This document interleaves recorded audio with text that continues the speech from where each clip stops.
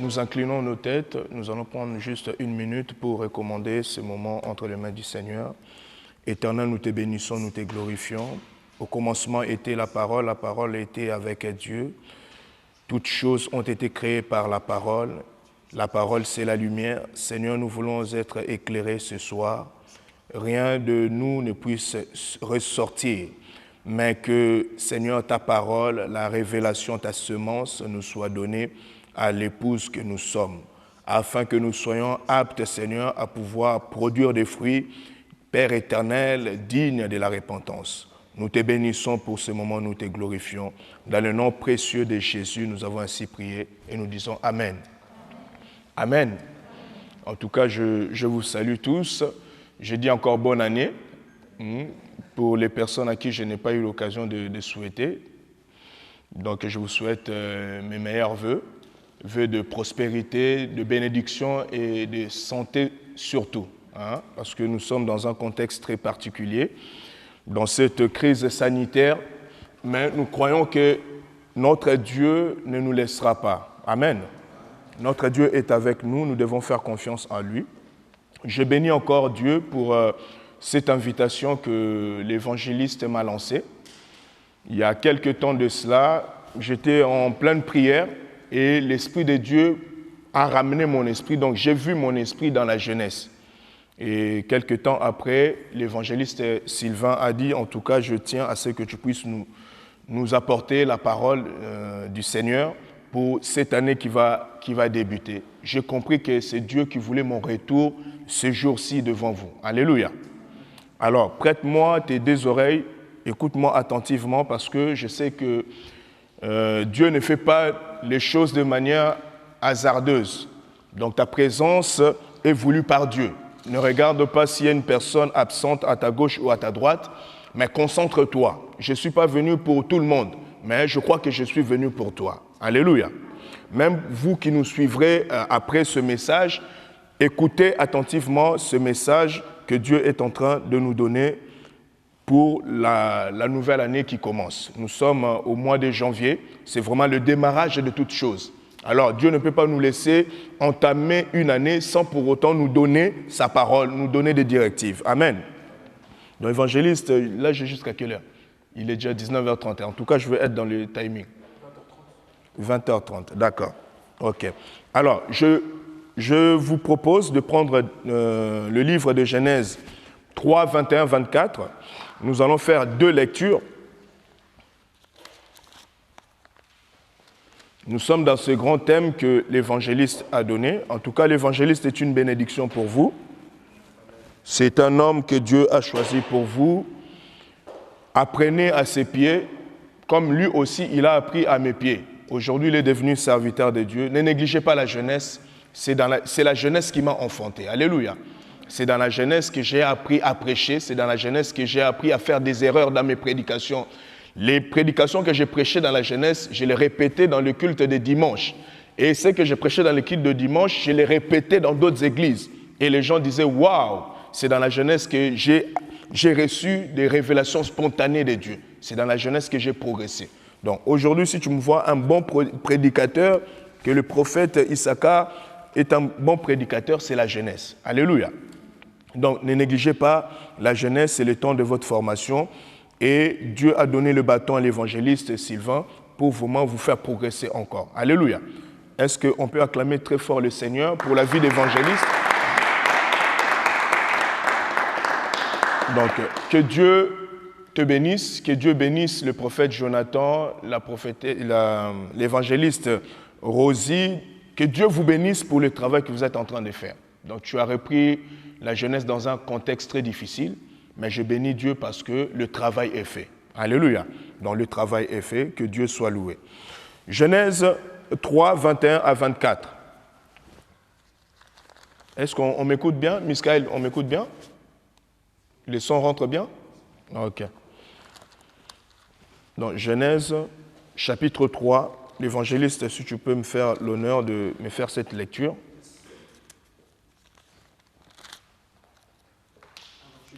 Genèse, chapitre 3, versets 21 à 24. Nous lisons la parole de l'Éternel. Amen. L'Éternel Dieu fit à Adam et à sa femme des habits de peau. Donc l'Éternel fit à Adam et à sa femme des habits de peau. Et il les en revêtit.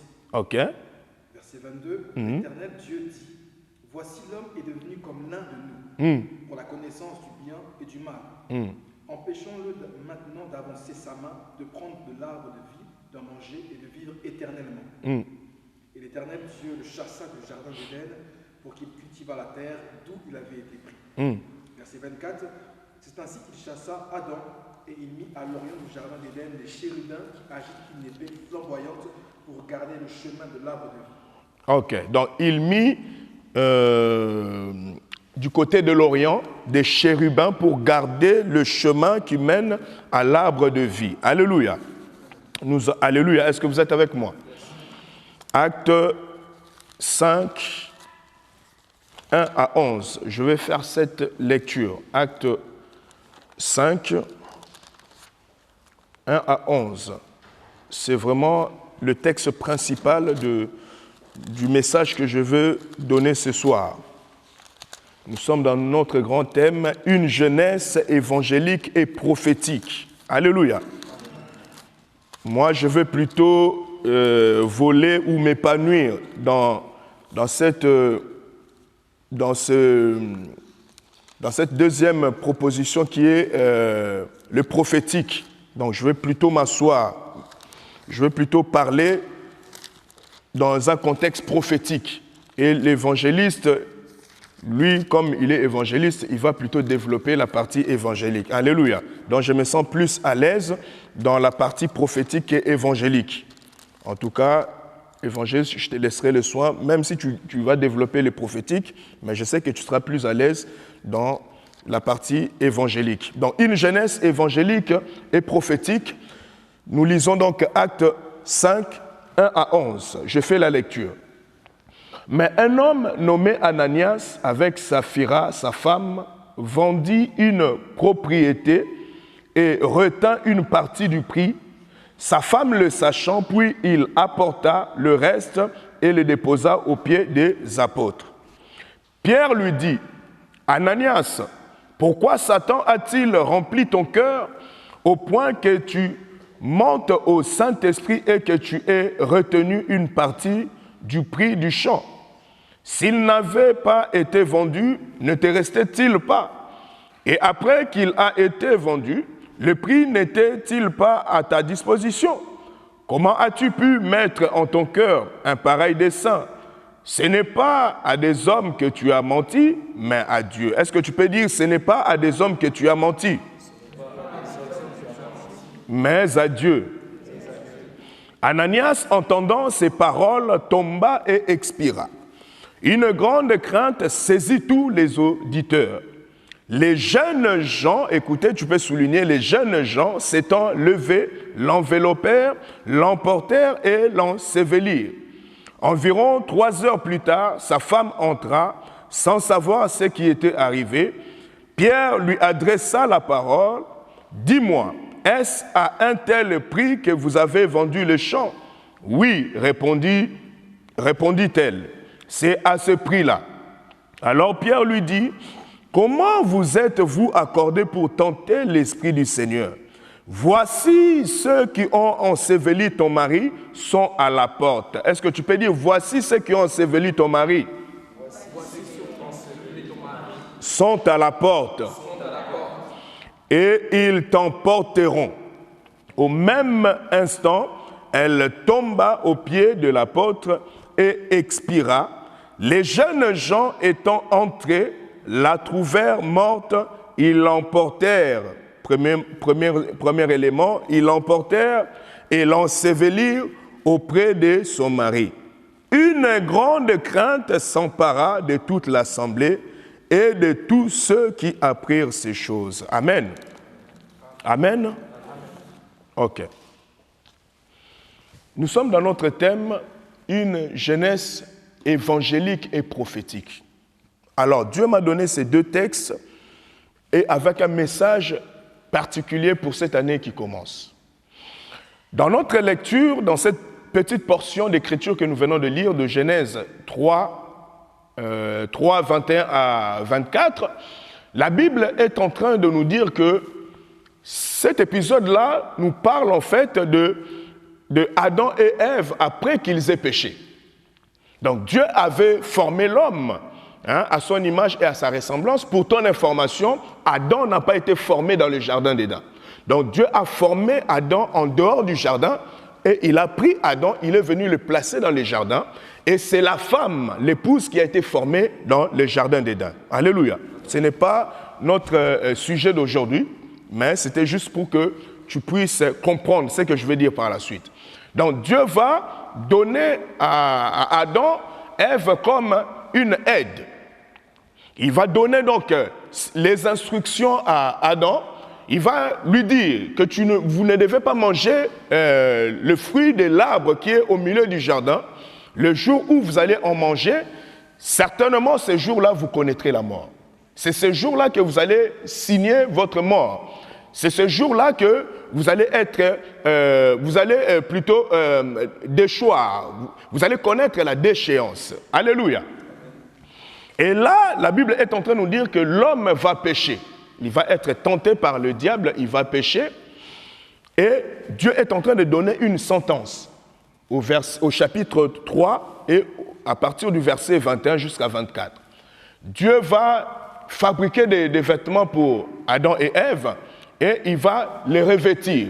Et il va leur dire, si vous descendez, que vous allez maintenant travailler à la sueur de votre front jusqu'au jour où vous allez retourner à la poussière, là où vous avez été pris. Alléluia. Donc c'est ce jour-là que Dieu avait signé l'acte de décès pour Adam. Est-ce que quelqu'un peut répéter, c'est ce jour-là que Dieu avait signé l'acte de décès pour Adam et Ève. Alléluia. Et dans le livre des Actes des Apôtres, chapitre 5, 1 à 11, la Bible est en train de nous parler d'une histoire très remarquable. La Bible est en train de nous dire, si vous montez plus haut, la multitude de ceux qui avaient cru avaient un cœur, donc étaient unis d'un cœur et d'une âme. Et dans cette ambiance où le Saint-Esprit était en train d'agir puissamment, la Bible va nous apprendre qu'il y a un couple, Ananias et Saphira, qui vont aussi vendre des champs. Parce que les frères étaient animés d'amour, étaient animés d'un bon cœur. Qu'est-ce qu'ils faisaient? Ils vendaient des champs, chacun vendait sa propriété, vendait des maisons, vendait tout ce qu'il avait. Ils venaient tout mettre en commun et le déposer aux pieds des apôtres, afin que ceux qui étaient dans le besoin, qu'ils puissent aussi en bénéficier. Donc personne ne disait que tel bien m'appartenait ou telle autre chose m'appartient. Mais ils étaient dans la communion fraternelle. Et Dieu faisait des grandes choses, des grands miracles. La Bible nous dit que la crainte de Dieu augmentait et la multitude venait pour écouter la parole de Dieu. Alléluia. Et la Bible est en train de nous dire que Pierre et Ananias vont aussi vendre leurs champs. Vous savez, il y a des personnes qui sont toujours influencées. Aujourd'hui, on parle des influenceurs et des influencés. Donc, il y avait des personnes qui avaient vendu les terrains et ce couple était aussi influencé. Je ne pense pas que l'initiative venait de leur cœur, mais c'est parce qu'ils ont été influencés. Bon, ils se sont dit, bon, dans le mood, on va aussi, nous aussi vendre notre champ. Alléluia. Et ils vont vendre les champs, ils vont s'entretenir, hommes et femmes, ils vont se dire, bon, je prends un exemple. Si on l'a vendu à 1 000 €, quand on va se présenter devant l'Assemblée, disent tout simplement qu'on l'a vendu à 500 €. D'accord? D'accord. Donc, Ananias va se présenter maintenant dans l'Assemblée devant cette multitude de personnes qui étaient réunies pour adorer Dieu. On va lui poser la question, est-ce à ce montant que tu as vendu? Et il a dit oui. Pierre, il va lui dire tout de suite, mais pourquoi est-ce que Satan est entré en toi? Vous savez, Satan, il était entré en Ananias, il était aussi entré en Judas. Alléluia.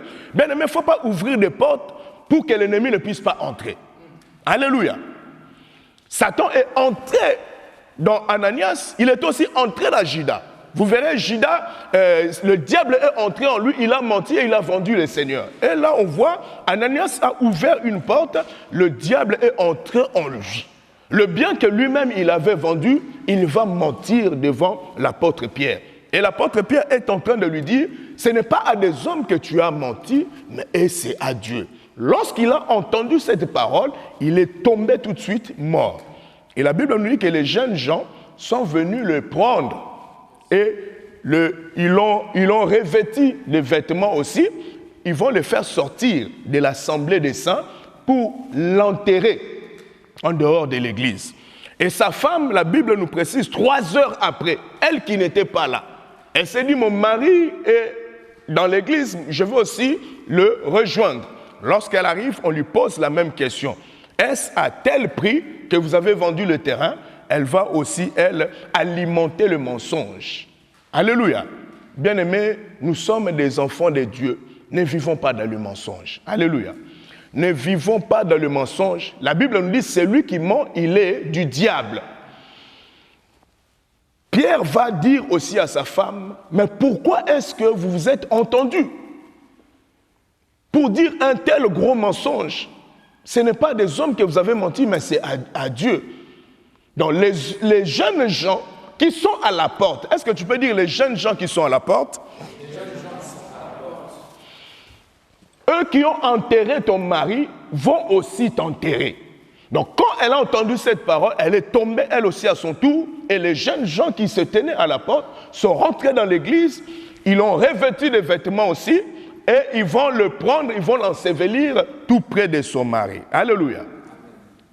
Alors, bien-aimés, Ananias et Saphira sont à l'image de ce couple Adam et Ève que nous avons lu dans le chapitre 3 de Genèse, versets 21 à 24.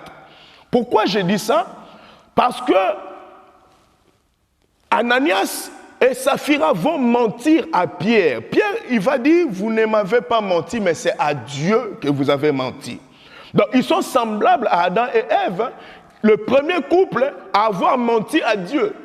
Lorsqu'ils ont mangé le fruit, Dieu va se présenter à Adam. Il a dit, est-ce que c'est le fruit que moi je t'avais défendu que tu as mangé parce que tu es en train de me dire je suis tout nu? Qu'est-ce qui s'est passé? Au lieu de dire oui Seigneur, je suis tombé dans les péchés, j'ai mangé ce fruit défendu, lui il va commencer à mentir, à chercher des excuses en disant que non, c'est la femme que tu as mis à mes côtés qui m'a donné ce fruit. Donc il va rentrer dans le mensonge. Alléluia. Sa femme aussi, au lieu de dire la vérité, elle va mentir. Donc Dieu est à l'image de Pierre. Il est en train d'appeler Adam qui est à l'image d'Ananias pour qu'il dise la vérité. Quelqu'un est avec moi? Est-ce que je peux monter? Donc Dieu se dresse comme l'apôtre dans cette église, dans l'église des Jardins d'Éden. Il est en train d'appeler, suite à ce qui s'est passé, Dieu a tout vu. Donc l'apôtre Pierre, il avait tout vu. Quand il appelait Ananias, il savait qu'ils n'avaient pas vendu le terrain à ce prix-là. Il est en train de leur poser la question. Adam qui est à l'image d'Ananias, il est en train de mentir. On appelle aussi sa femme. Sa femme aussi va mentir.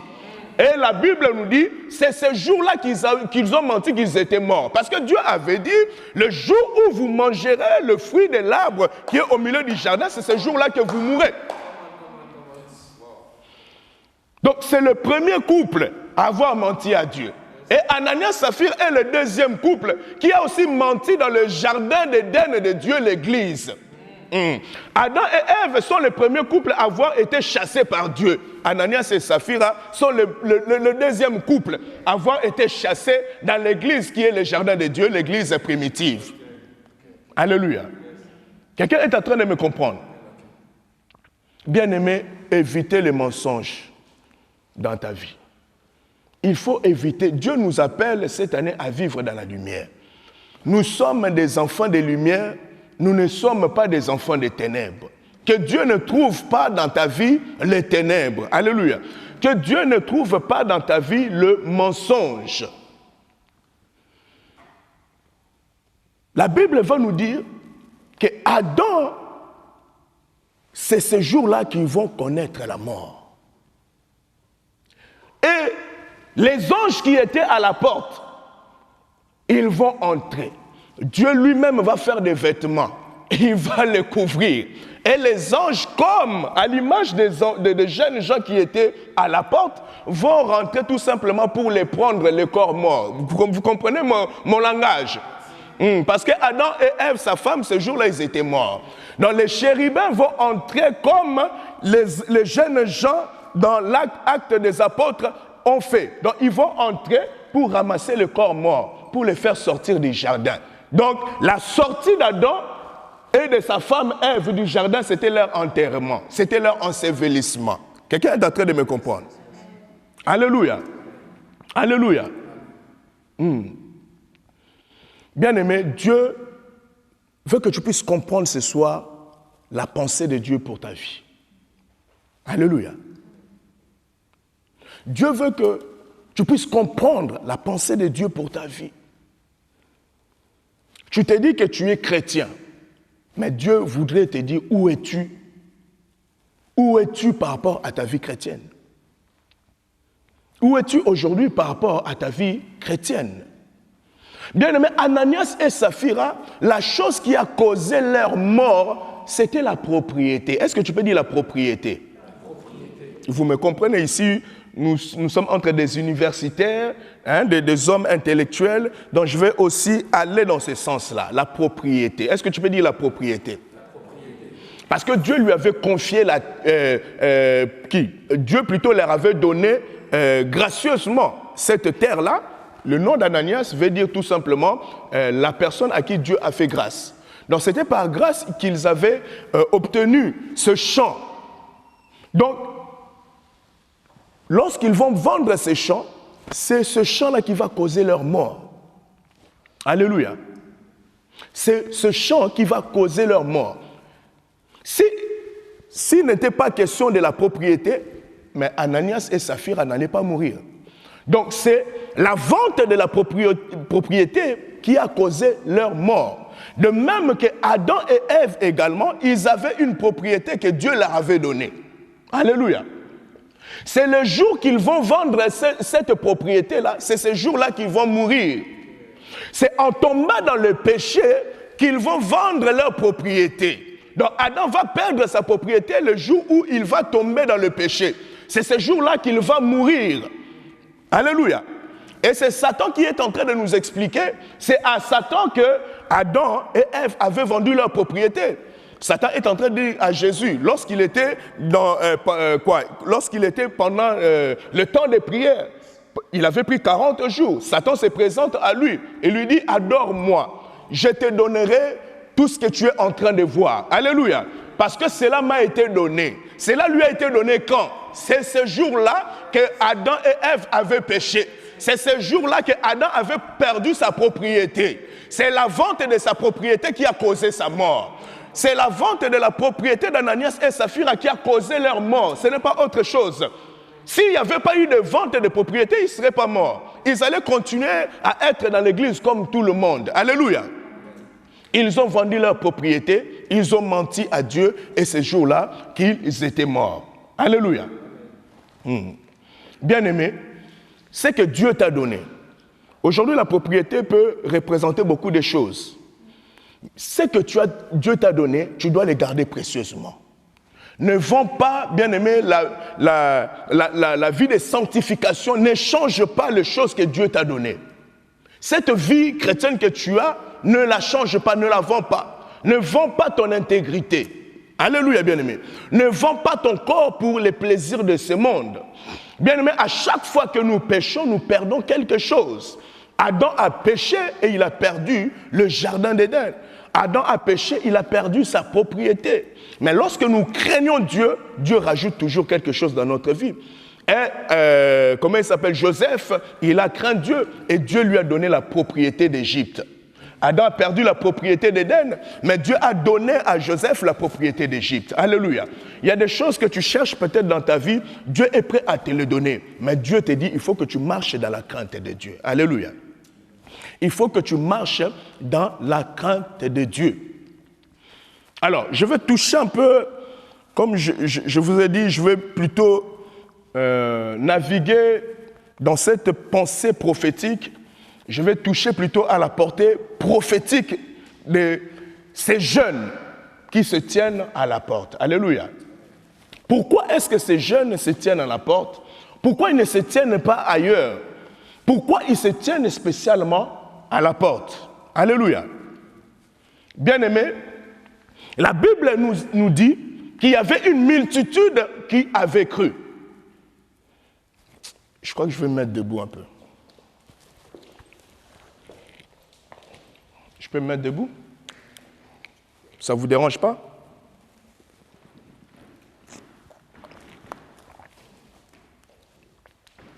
Il y avait une multitude qui avait cru. Donc, lorsque Ananias et Saphira se présentent devant Pierre, il y avait une grande multitude. Donc, il y avait une grande foule. Quelqu'un arrive à me comprendre? Quelqu'un arrive à me comprendre? Donc, il y avait une grande multitude.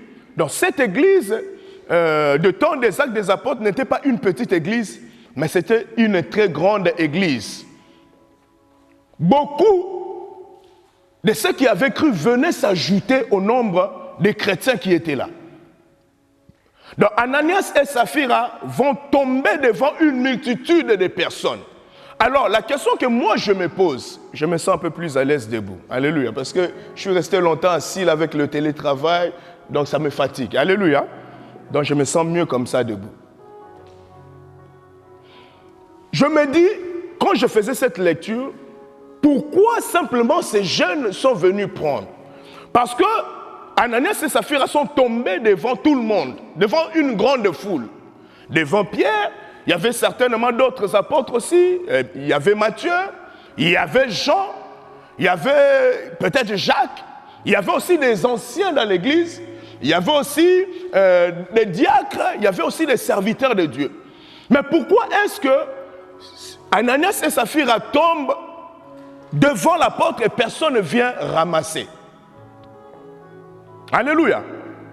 Pourquoi est-ce que personne ne vient ramasser ces deux corps morts? Bien aimé, la foule n'avait vu que deux menteurs qui avaient menti devant Dieu et sont tombés devant le jugement de Dieu. Quelqu'un est en train de me comprendre? La foule qui était là n'a vu que deux personnes qui ont usé des mensonges et sont tombés parce que Dieu les avait frappés. Mais les jeunes qui étaient à la porte, ils ont vu autre chose. Est-ce que tu peux me dire ils ont vu autre chose? Est-ce que tu peux me dire ils ont vu autre chose? Bien aimé, la position de la porte, ce n'est pas donné à tout le monde. Alléluia. Pierre est en train de dire, les jeunes qui se tiennent à la porte vont venir te chercher. Et ils vont t'enterrer comme ils ont enterré aussi ton mari. Je me dis aussi, il y avait aussi d'autres jeunes qui étaient là. Mais c'est simplement les jeunes qui se tenaient à la porte, qui sont venus pour prendre le corps mort. Ils étaient courageux, ces jeunes. Est-ce qu'on peut acclamer pour eux? Ils étaient très courageux. Alors le Saint-Esprit m'a enseigné. M'a dit ce que ces jeunes-là ont vu. Les autres n'ont vu qu'un spectacle. Que tout le monde ramenait l'argent de son champ qui a été vendu. Mais eux, ils ont menti. C'est pour cela qu'ils sont tombés. Donc Dieu s'est fâché et Dieu les a frappés. C'est une chose normale qu'ils puissent récolter ce qu'ils ont semé. Alléluia. Mais les jeunes gens qui étaient à la porte, bien aimés, ils ont vu. Lorsque Ananias et Saphira sont tombés, ces jeunes ont vu le livre du prophète Moïse. Ils ont vu Lévitique, chapitre 10, versets 1 à 2. Quelqu'un peut me faire la lecture, s'il te plaît?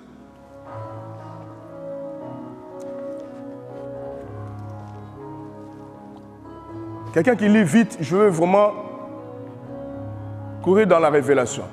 Lévitique chapitre 10. Écoutez, c'est ce que ces jeunes-là ont vu.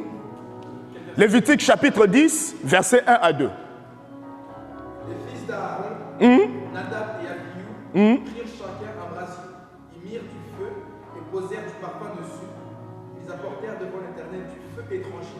Ce qui leur avait point été ordonné. Verset 2. Alors le feu sortit de devant l'Éternel et les consuma. Ils moururent devant l'Éternel. Alléluia. Donc les jeunes qui étaient à la porte, ils ont eu une autre vision des choses. Ils ont eu une autre perception des choses. Pendant que Dieu s'est manifesté dans toute sa gloire, pendant que le cabane de Dieu descendait dans cette assemblée, pendant qu'il y avait l'amour de Dieu, dans cette ambiance de gloire, Ananias et Saphira vont mentir. Lorsqu'ils vont mentir, les jeunes vont percevoir en réalité ce qui s'est passé dans Lévitique chapitre 10, verset 1. Alléluia. non seulement Jonathan, ils vont percevoir, mais ils vont agir. Ils vont appliquer le verset 4. Quelqu'un peut me lire ça, 4, 5. Verset numéro 4. Et Moïse appela Michaël et El-Faman. Moïse appela Michaël, notre frère, et sa femme, c'est ça? C'est ça. Hein? Fils du ciel, oncle d'Aaron. Ok. Et il leur répondit, approchez-vous. Emportez vos frères loin du sanctuaire. Emportez vos frères loin du sanctuaire, les frères qui étaient tombés sous le jugement de Dieu. Hors du camp. Verset 5, ils approchèrent et ils les emportèrent leur tunique hors du camp comme Moïse l'avait dit. Ok. Alors, qui est Michaël et son ami là? C'était des jeunes gens qui se tenaient aussi à la porte du temple. Alléluia. Lorsque Ananias et Saphira, ils avaient posé cet acte, eux, ils n'ont pas vu deux menteurs qui sont tombés dans la présence de Dieu. Mais ils ont vu deux personnes qui ont ramené le feu étranger dans la présence de Dieu. Quelqu'un est en train de me comprendre. Est-ce que je suis avec la jeunesse de la parole vivante? Ils ont vu en réalité Lévitique chapitre 10. Alléluia. Ils ont vu Lévitique chapitre 10 versets 1 et 2. Et ils ne vont pas rester là immobiles, mais ils vont décider d'appliquer ce que Michaël et son ami avaient appliqué. La Bible nous dit, Moïse, le prophète, va les appeler. Il va dire, prenez ces gens-là, vos frères, sortez-les hors du temple. La Bible va nous dire quoi? Michaël et son ami, ils vont prendre leur tunique. Ils vont prendre aussi des vêtements, comme Dieu avait pris des vêtements lorsque Adam et Ève avaient tombé. Il va les couvrir. Michaël et son ami vont les faire sortir hors du camp. Alléluia. Alléluia, bien-aimés. Donc, lorsque ces jeunes voyaient Ananias et Saphira tomber, ils étaient en train de voir deux personnes qui ont ramené le feu étranger dans la présence de Dieu. Et Dieu est en train de dire, Aaron, tu ne vas pas pleurer. C'est ce que moi j'ai dit, je serai glorifié par toute personne qui s'approchera de moi. En d'autres termes, Ananias et Saphira, lorsqu'ils se sont approchés de Dieu en montant à Pierre, ils n'ont pas glorifié Dieu. Alléluia. Et cela n'a pas plu aux jeunes gens qui se tenaient à la porte, des jeunes qui étaient révélés, des jeunes qui ont vu le livre du prophète Moïse. Et ils ont dit, on doit l'appliquer, on doit l'accomplir. Alléluia. Parce que l'ancienne alliance trouve son accomplissement dans la nouvelle alliance. Alléluia. Ce qui a été passé dans l'ancienne alliance, ces jeunes gens, ils ont décidé de l'appliquer dans l'assemblée de Dieu, dans le temple de Dieu, dans la présence de Dieu. Alléluia. En tant que prophète, je déclare que l'esprit qui était sur Michaël et son ami, l'esprit qui était sur les jeunes gens, qui se tenaient dans l'église au temps des actes et des apôtres, que cet esprit puisse te visiter, que cet esprit puisse t'animer. Alléluia. Que cet esprit puisse te visiter. C'était des jeunes courageux bien-aimés. Ils se sont levés. Ils se sont levés pour faire sortir la mort de la présence de Dieu, pour faire sortir le mensonge dans la présence de Dieu. Bien-aimé, c'est quoi le mensonge? Le mensonge, c'est dire que tu es un enfant de Dieu, que tu es un jeune chrétien, mais au sortir de ce lieu, tu mènes une autre vie. C'est ça le mensonge. Alléluia.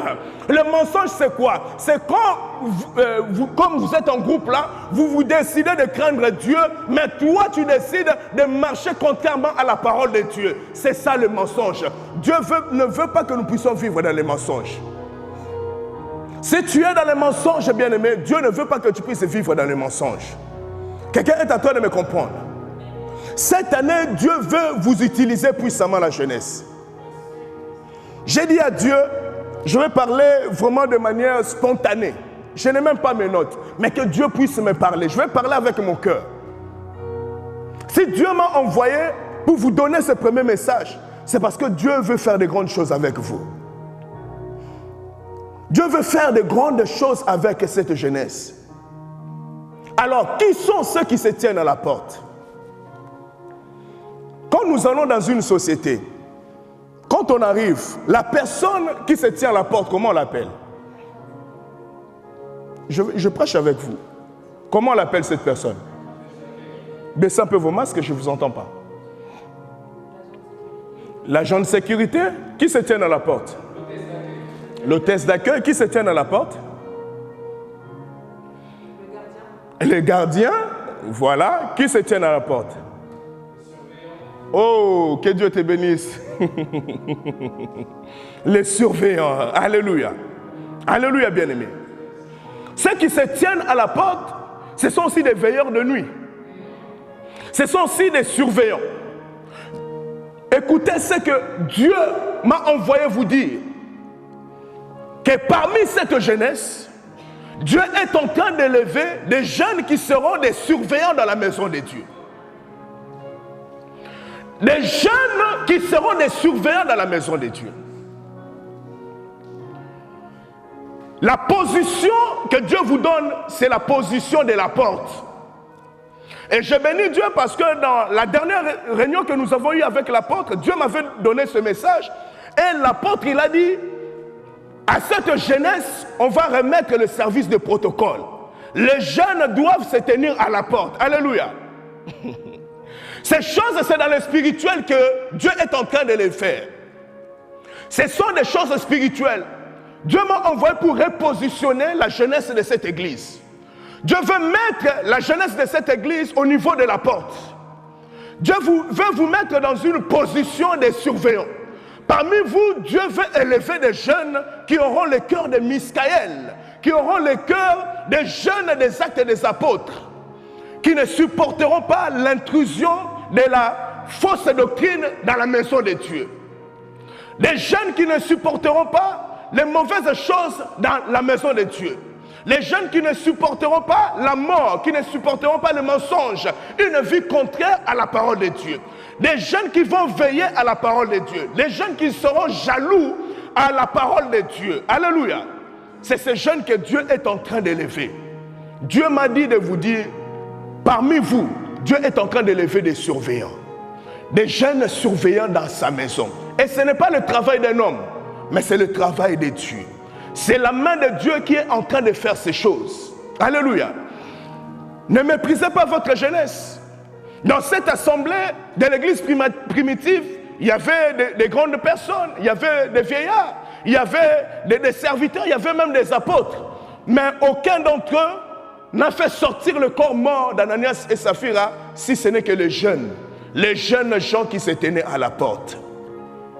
C'est la mission que Dieu est en train de donner à cette jeunesse de la parole vivante. Quelqu'un est en train de me comprendre. Quelqu'un est en train de me comprendre. Bien-aimé, qui peut faire sortir Adam et Ève du jardin d'Éden si ce n'est que les chérubins? Tu ne peux pas faire sortir Adam et Ève du jardin d'Éden si tu n'es pas un chérubin. Tu ne peux pas faire sortir Ananias et Saphira si toi-même tu mènes la même vie que Ananias et Saphira mènent. Ta vie doit être semblable à un chérubin. Vous arrivez à me comprendre? Qui est un chérubin? C'est l'ange qui se tient dans la sanctification devant Dieu. Et Dieu va vous exiger à cette jeunesse une vie de sanctification. Parce que celui qui se tient à la porte, ce n'est pas n'importe qui. La porte, c'est une nouvelle dimension de perception des choses. Dieu va dire, Yeshua va dire à Jean, monte ici. Comment est-ce que Jean, qui était à l'île de Patmos, a pu monter? C'est parce qu'une porte lui a été ouverte. Quelqu'un est en train de me comprendre? La porte, c'est ce qui te permet d'entrer et de sortir. Quelqu'un est en train de me comprendre? C'est ce qui te permet d'entrer et de sortir. Donc Jean, entre guillemets, il avait quitté la terre. Il est sorti de la terre pour entrer dans le ciel. Parce qu'une porte lui a été ouverte. Pour qu'il puisse quoi? Voir ce que le commun des mortels ne pouvait voir. Ces jeunes-là ont vu le livre de Lévitique chapitre 10, 1 à 2, 4, 5. C'est parce qu'ils se tenaient à la porte. Parce que tout le monde n'a pas eu cette perception des choses. La position que Dieu vous donne à la porte, c'est une position prophétique. C'est une dimension prophétique. Dieu est en train d'amener la jeunesse de cette église à pouvoir voir ce que les autres ne verront pas. À voir là où l'ennemi s'introduit alors que les autres n'ont pas vu. Alléluia. Est-ce que... change de mélodie. Rapo, saya, kato, saya. Dieu veut vous donner les yeux pour voir. Même là où l'ennemi est entré, même là où les serviteurs n'en avaient pas vu, vous verrez ça. Dieu m'a envoyé comme prophète pour vous dire, c'est la dimension à laquelle Dieu vous amène. Pour voir ce que même les anciens ne verront pas. Pour voir même ce que les diacres ne verront pas. C'est une grâce que vous avez trouvée auprès de Dieu. Alléluia. Dieu va vous exiger également la sanctification. Une vie de chérubin. Alléluia. Une vie de chérubin. Dieu avait placé les chérubins dans le jardin d'Éden pour garder la porte. Par vous, si autrefois la saleté était entrée dans l'église, si autrefois les mauvaises choses étaient entrées dans l'église, par vous, Dieu veut arrêter toutes ces choses-là. C'est par la jeunesse de cette église. Et même dans le corps du Christ, Dieu est en train d'élever des jeunes surveillants de la maison de Dieu. Alléluia. Des hommes qui seront zélés, des hommes qui seront radicaux dans les choses de Dieu. Si autrefois les jeunes étaient négligents, mais cette fois-ci, Dieu est en train d'élever une armée de jeunes qui vont craindre Dieu, des jeunes qui seront jaloux de la parole de Dieu, des jeunes qui seront jaloux de la doctrine de Dieu. C'est le travail que Dieu est en train de faire avec cette jeunesse. C'est le travail que Dieu est en train de faire avec cette jeunesse. Alléluia. Je vais conclure.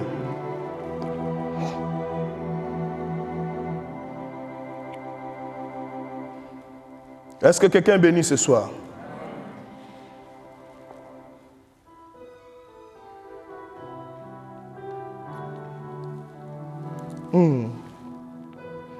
Ne peuvent faire sortir Adam et Ève du jardin d'Éden seuls les chérubins. C'est seuls les chérubins qui peuvent faire sortir Adam et Ève du jardin d'Éden. Tu ne peux pas faire sortir le corps mort d'Ananias et Saphira de la maison de Dieu si toi-même tu mènes la vie que mènent Ananias et Saphira. La vie de mélange. Dieu ne veut pas de mélange au milieu de vous. La vie de mensonge. Le mensonge, c'est vivre une vie contraire à celle que la parole de Dieu te recommande. Le mensonge, ce n'est pas craindre Dieu comme les autres jeunes qui sont en train de craindre Dieu. Ceux qui peuvent faire sortir Ananias et Saphira de la maison de Dieu sont des jeunes qui ont une vie semblable à celle de chérubins. Ceux qui se tiennent à la porte doivent être semblables à des chérubins. Les chérubins sont des anges qui vivent dans la sainteté de Dieu, raison pour laquelle Dieu vous appelle à la sainteté. Les jeunes, la Bible nous dit, s'élevèrent. Ils enveloppèrent, emportèrent dehors le corps mort d'Ananias et Saphira. Et en final, ils les enterrèrent. La jeunesse de la parole vivante, écoutez ce que Dieu vous dit. Dieu vous élève en cette nouvelle saison. La position prophétique que Dieu vous donne, Dieu vous met à la porte pour enterrer les œuvres du diable. Alléluia. Est-ce que quelqu'un peut s'élever? Nous allons prier, bien-aimés. Lo sakato saya.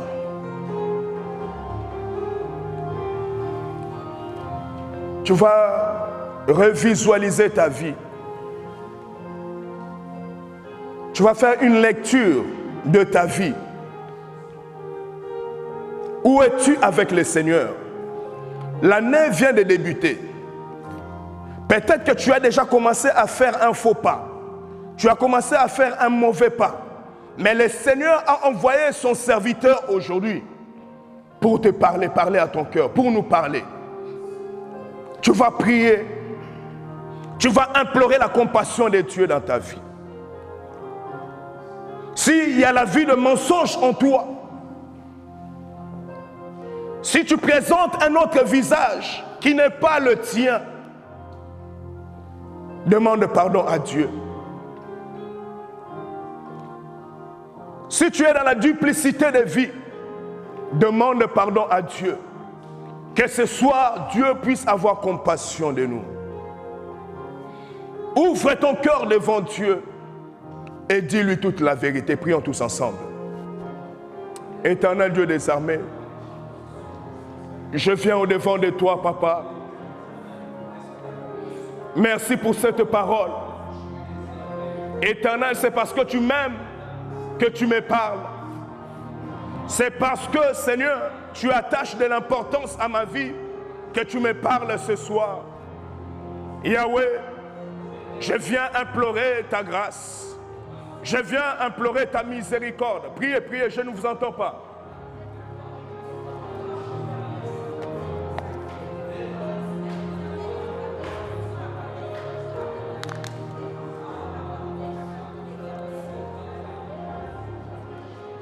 Le Dieu de faveur, le Dieu de miséricorde, j'écris à toi, Papa, et compassion de ma vie.